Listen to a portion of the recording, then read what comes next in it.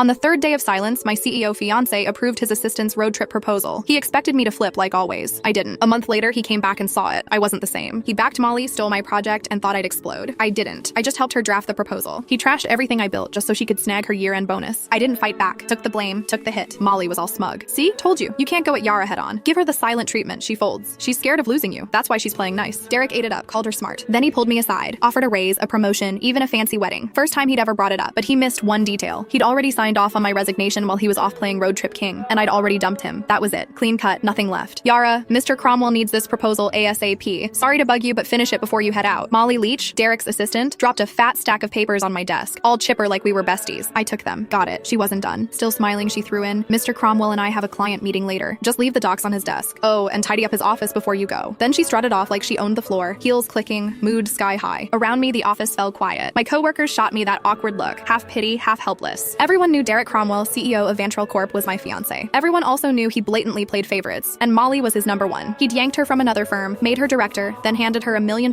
project I'd busted 2 months bringing in and prepping. When I pushed back, he called a team vote thinking everyone would back him. Wrong. The whole team voted for me, except him. Molly got 1 vote, his. He lost it, accused me of stirring up cliques, didn't just take the project away, he demoted me in front of everyone and slashed the salaries of the people who'd backed me. Nobody dared speak up. Later, he apologized, said didn't want it to look like favoritism, claimed Molly might feel left out. I used to believe that crap. Now, it's a joke. Molly couldn't even keep up with our interns. Didn't want it to look like favoritism. Please. He was straight up playing favorites. Everyone saw it but him. I heard footsteps upstairs and looked up. Derek. He showed up at the stairwell, glanced my way, then walked out without saying a word, changed into some casual suit. Even from here, I caught that cedar cologne. He never used to wear cologne. That one? Molly's gift. Yeah, he knew exactly what he was doing. He'd been pulling this kind of stuff for years. It started after I found their goodnight texts. Couldn't stay quiet. I confronted him. Derek said I was being petty. Then, like it proved some point, he used it as an excuse to make it official and moved Molly to work directly under him. The more upset I got, the harder he leaned in, dragging her to every social event, serving her food, even wiping her mouth at company dinners. When we fought, he'd ice me out. When I apologized, he'd round up his buddies to lecture me like I was some jealous mess. For a while, I actually blamed myself. Thought maybe I wasn't generous enough. Thought maybe that's why we ended up here. But on day 3 of one of his silent treatments, when I was too sick to even sit up and he still packed his bags for a trip with Molly, I gave up. That's when it hit me. He wasn't trying to be noble. He just used my pettiness as a shield so he could keep doing what he wanted without feeling guilty. Even if I hadn't caught those late night chats, he would have just found another excuse to be with her. After their latest business trip, they were still grabbing dinner, drinks, playing tennis, same routine. But something between them had changed. I could feel it. Not that it mattered. 5 years together, and it was done. This whole mess had dragged on long enough. I was the last one in the office, finishing up the proposal. Checked my phone. Molly had been busy posting. Candlelit dinner at some fancy spot. 2 plates of steak. Derek, all polished and perfect, cutting hers for her. Caption: steak cut by the CEO himself. It has to taste better. The comments were full of heart emojis and fangirling. A few clueless people even asked when the wedding was. Derek replied with 3 dots.